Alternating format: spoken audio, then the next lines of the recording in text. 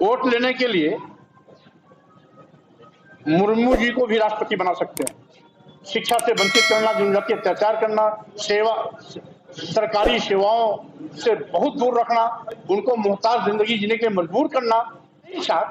ये जो दलित प्रेम इनका है, वोट का लालच है, छलावा है, नौटंकी है, इसके बाद कुछ नहीं। केशव जी उप मुख्यमंत्री हैं और स्वयं अपने गृह विधानसभा क्षेत्र से चुनाव हारे हैं। वो तो कृपा पर जो कुछ है कृपा पर है। ओम प्रकाश राजभर जी दिन में 10 बार अपना ही बयान 10 बार बदलते रहते हैं। वो मशखरे टाइप के नेता हैं। सुर्खियों में बने रहने के लिए अपनी ही बयान को दिन में 10 बार उलट पलट के देते हैं। अब 10 सिर वाला व्यक्ति वैज्ञानिक तरीके से न कभी पैदा हुआ है न पैदा होगा, और सही मायने में अगर वो पदयात्रा करके लोगों में अपना जनाधार मजबूत कर रहे हैं तो स्वाभाविक रूप से ये अच्छे लक्षण है, क्योंकि देश स्तर पर कांग्रेस एक बड़ी पार्टी है, तो उनका मजबूत होना लोकतंत्र के हित में है, होना चाहिए। जिससे वोट लेने के लिए मुर्मू जी को भी राष्ट्रपति बना सकते हैं।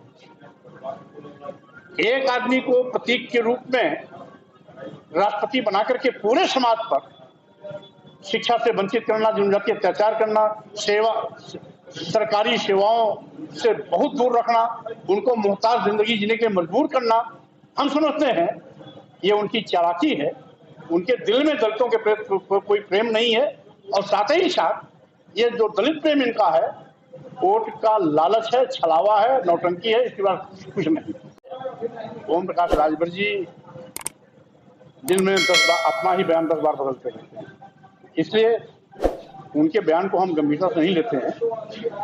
वो मशखरे टाइप के नेता हैं। सुर्खियों में बने रहने के लिए अपनी ही बयान को दिन में 10 बार उलट पलट के देते हैं, इसलिए उनकी बात को हम बहुत गंभीरता से लेते हैं। जनता भी देख रही है और आप सब भी जानते हैं कि किस तरीके से भाजपा के सत्ता के सीट में बैठे हुए लोगों से राजभर जी का ताल्लुकात है, मिलना जुलना जारी रहता है। इसलिए हाथी के दांत दिखाने के कुछ और, खाने कुछ और, तो राजभर जी अंदर अंदर कुछ और कर रहे हैं, और बाहर दिखावा के लिए वो सावधान यात्रा निकालें या कुछ भी निकालें, लेकिन आज उनकी ही पार्टी में उनके खिलाफ बड़े पैमाने पर विद्रोह खड़ा हो गया। भाई अब 10 सिर वाला व्यक्ति वैज्ञानिक तरीके से न कभी पैदा हुआ है न पैदा होगा। रही बात बुराइयों के प्रतीक के रूप में, सिंबॉलिक रूप से यदि कोई पुतला जलाया जाता है तो बात दीगर है, लेकिन दशानन, और जैसा कि कहा जाता है कि रावण के 10 सिर थे, तो 10 सिर वाला बच्चा तो आज तक दुनिया में पैदा ही नहीं हुआ, तो रावण कैसे पैदा हुआ होगा, ये अपने आप में एक सवाल छोड़ जाता है। और इस पर मैं चाहता हूं आप लोग भी मंथन करिए। कहा जाता है कि रावण विद्वान भी था, संपन्न इतना था कि कुबेर उसके यहाँ झाड़ू लगाते थे, शनि को भी उल्टा करके अपने यहाँ गाड़ दिया था, सर्वशक्तिशाली था, स्वर्ग तक उसकी सीढ़ियां जाती थी, और इन सब के बावजूद भी अगर लोग उनका पुतला जलाते हैं तो इसको धर्माचार्यों पर विचार करना चाहिए। उसमें किसी राजनीतिक के मंतव्य का कोई मतलब नहीं है। जो सूचना प्रसारण मंत्रालय भारत सरकार है उसको तय करना है।